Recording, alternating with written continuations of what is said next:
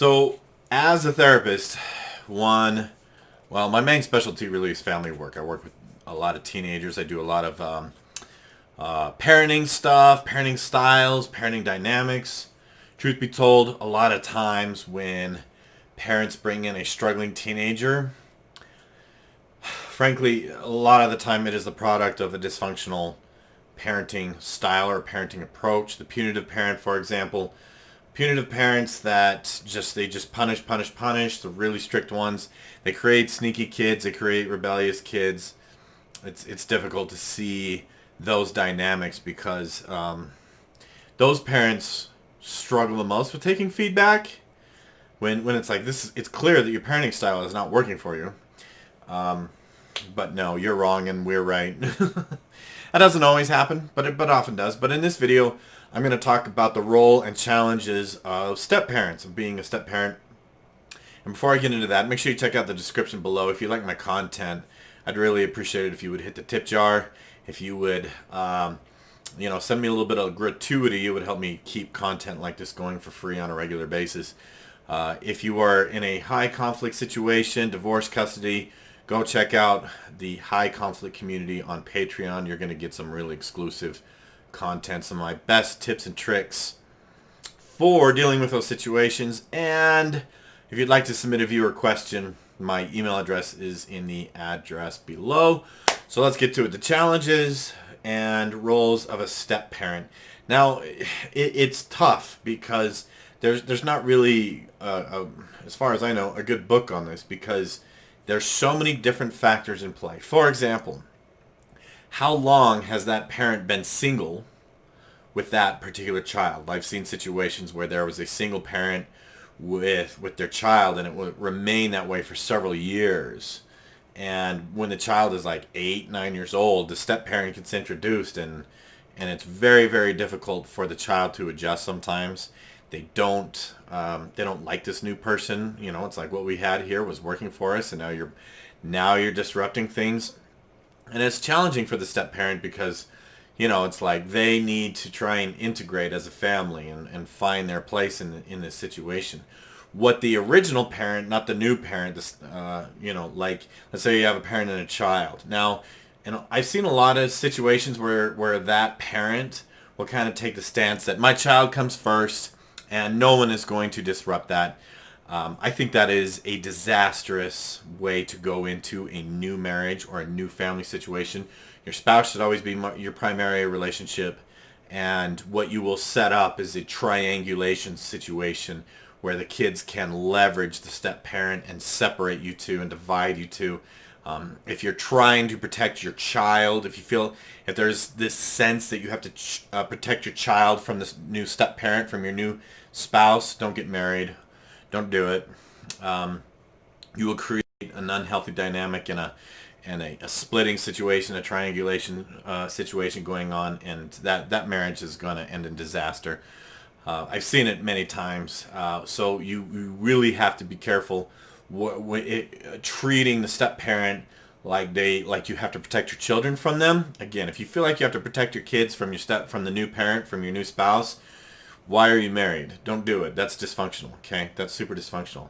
But I've seen the parent try to protect the kids from the step parent in pretty innocuous situations, like the step parent is trying to get the kid to do their homework, eat their vegetables, go to school or whatever, and don't tell my kid what to do. Yeah, that's a disaster. Don't do that. Okay. But as a step parent, right, you come in and you have a lot of challenges. Now, some of the mistakes that I see step parents making is trying to fill a parenting role too much or too soon. One thing about kids is that they don't need, let's say they had two parents, those two parents get divorced, and then those two parents get married, and now instead of having two parents, they have four. And kids don't need four parents. They don't. They don't need four. There are too many cooks in the kitchen. It's hard enough for a kid sometimes to navigate between two inconsistent parents, let alone four inconsistent parents. All parents are going to be inconsistent. Now, it's tough because the step parent is sometimes going to need to enforce rules or hand down consequences, hand down restrictions. and things like that. Sometimes they're the adult home supervising, and they have to be in that role of like, hey kiddo, we don't do that here. Hey, that's out of line. Hey, it's not okay for you to do that. The original parent the bio parent needs to support the step parent. They need to. So step number one here is that if there's a step parenting situation, you must be a united front. You must pin down your approaches and your values up front before going into a step parenting or parenting situation. If and when a kid is having some issues, what is our agreed upon stance? It's so much better for you to stand together in the perception of the child than for the child to see you arguing. Okay, stand together in the moment. It's okay if the kid's uncomfortable. It's okay if the kid gets treated a little bit unfairly. It's these things happen. Don't worry about screwing up your kids, because guaranteed you will, no matter what you do. So resiliency, parenting, resilient family, resiliency, instead of like, oh, we're afraid to make mistakes. That never works out. Let's avoid making mistakes. That's unrealistic, right? So always your strategy should always be stand together. Now, the step parent would do far better to work in like, I have 4 roles and 4 skill sets when it comes to parenting. My 4 roles are protector, teacher, and friend. And too many parents go too strong on the enforcer. They're too punitive. I talk about this all the time.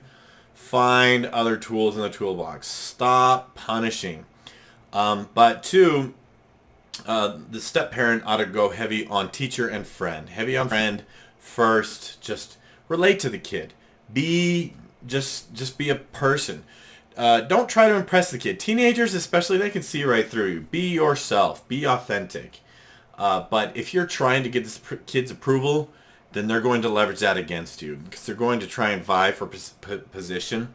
And if you go into it like, please approve of me, then the kid is going to use this need for approval to leverage against you. And that just never works out well. So the step parent, again, kind of needs to take a step back. Recently too, like, I was working with a family where one of the step parents was doing a lot of heavy lifting and was trying to be the primary parent, and it's a disaster. And I don't understand that. I don't understand how, when you get married, I think they just wing it, and that's just how the chips fall. You need to have these conversations first. A step parent can't do more parenting than the bio parent, and especially if the step parent is just being too punitive. You really have to be careful as a step parent. One thing that I hear a lot from kids is, yeah, my stepmom or my stepdad just yells at me all the time. And so I know that it's tough, but really for me, it's about cultivating positive relationships. Like, if you can sit down and play video games with the kid, if you can do something fun with the kid, just relate, tell stories, be people together, be a friend. How would you, it's like, maybe like a niece or a nephew.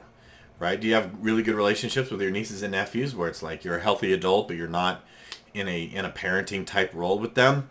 I generally find that is pretty effective. And as the kid becomes bonded, as the kid feels more accepted, as a kid warms up to you, it's important to be able to use that relationship appropriately to say, hey, look, kiddo, you know the rule for curfew or whatever.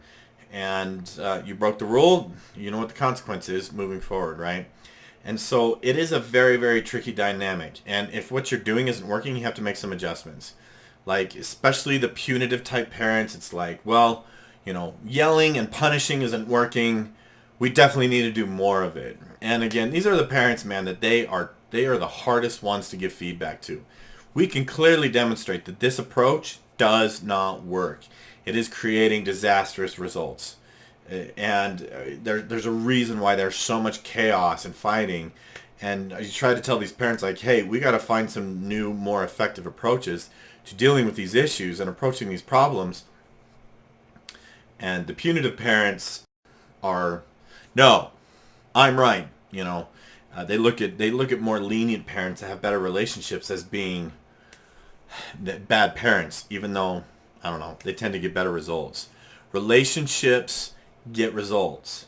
Punishments don't. Okay? So if you're a step parent, it is a tricky dynamic. I don't envy you. But again, main things, you must be a united front. And if you are going into a step parenting situation, you need to bring this topic up with your new or going to be spouse. You know, how are we going to do this? What is our approach to parenting? Are we a unified front?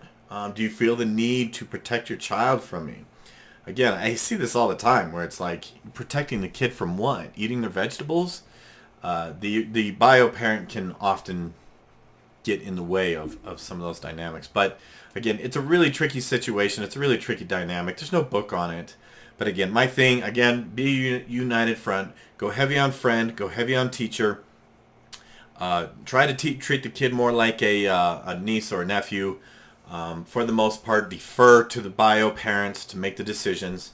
The kid does not need 4 parents. Okay, so do your best to just support the biological parent. Okay, hopefully that helps.